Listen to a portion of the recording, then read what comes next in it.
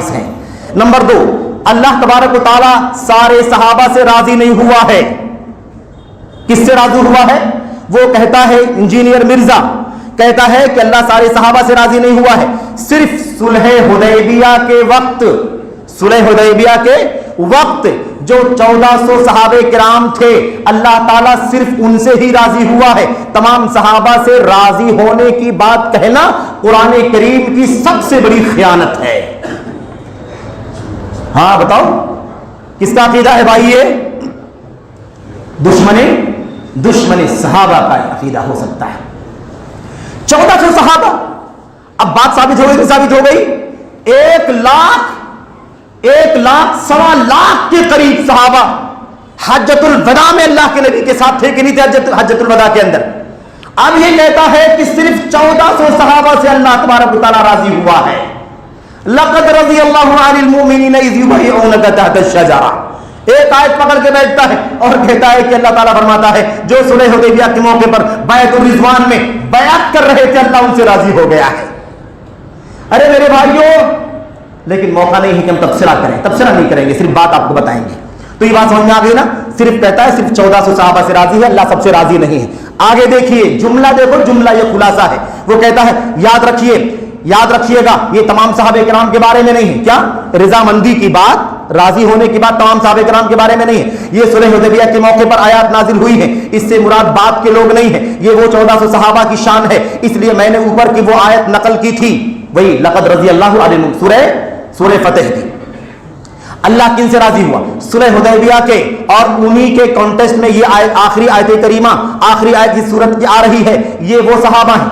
ये कहता है कि वही सहाबा है। आगे कहता है ये पकड़ना, सुनो गौर से, ये पकड़ना कि वो फतह के बाद, फतह मक्का के बाद जो माफिया मांग के मुसलमान हुए, पूरी जिंदगी इस्लाम के पीठ में छुरा भोंकते रहे, बाद में मौत के डर से कलमा पढ़ लिया, उनके ऊपर ये आयत लगाना तो ये कुरान पाक के साथ खयानत करना है, और अपना लुकमा कुरान के मुंह में डालने वाली बात है। इससे बड़ी कुरान की कोई खयानत नहीं हो सकती। भाई राफिजी का अकीदा है कि नहीं अकीदा है? जो लोग पूरी जिंदगी इस्लाम के पीठ में छुरा भोंकते रहे, फतेह मक्का के मौके पर माफी मांग करके, इस्लाम के लिए तौबा करके कुफ्र से इस्लाम में दाखिल हो गए।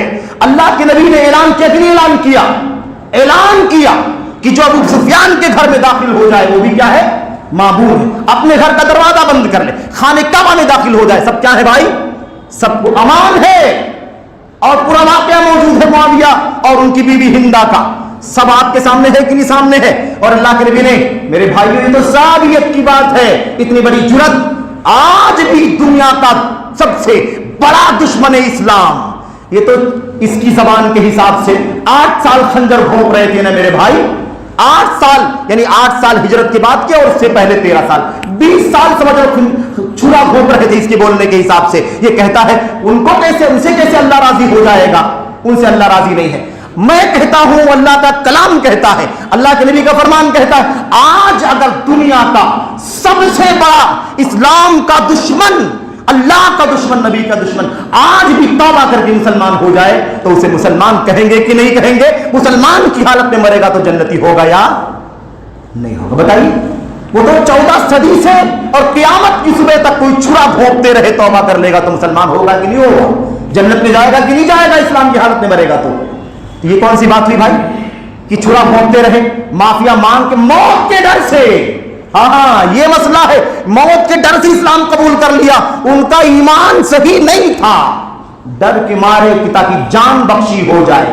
झूठ नहीं है, अल्लाह के नबी ने साफ कह दिया था जान बख्शी हुई है। यही नहीं, उसकी जान, उसके घर में जो चला जाएगा अबू सुफियान के, उसकी भी जान बख्शी हुई। इज़हबू फ़अंतुम तुलक़ा, जाओ सब आजाद हो, आज किसी से कोई बदला नहीं लिया जाएगा। अरे कितना झूठ बोलेगा ये जालिम, कितना झूठ बोलेगा, कितना झूठलाएगा तारीख को, और कितना धूल झोंकेगा ब्रादर नवाजों के आंखों में। लोग ब्रादरों के पीछे बहुत भागते हैं, पता नहीं कैसे समझ में आता है इन्हें, ये आउटसाइडर लोग दीन के बड़े दाई हो जाएंगे, और जिनको अल्लाह तबारक व तआला ने उम्मत का वारिस बनाया है, नबी के इल्म का वारिस बनाया है, वो उम्मत की रहनुमाई नहीं कर सकेंगे।